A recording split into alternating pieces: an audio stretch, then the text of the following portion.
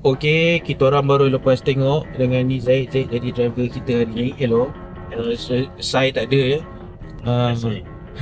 Kita tengok Libang Libu arahan Bobby Husaini. Ya, harapnya betul lah sebut nama dia.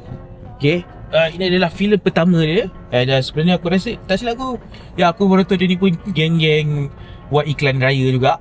Okay, so apa aku boleh cakap, cerita ni aku tak expect apa-apa, tapi bila tengok fun gila, kelakar tak Zaid?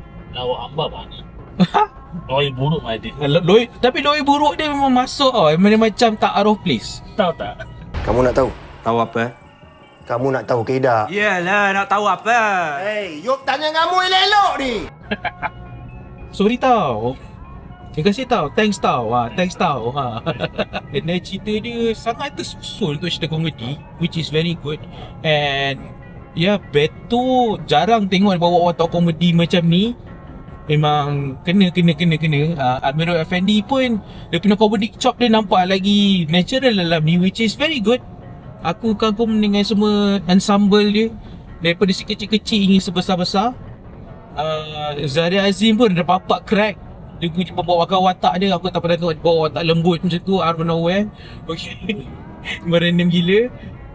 Lepas tu macam aku cakap, dia sangat complex in the writing dan dia sangat inspired by the greater goods. Macam contohnya Quentin Tarantino in Pulp Fiction. Kalau kau tahu scene tu, kau akan tahu, kau akan nampak.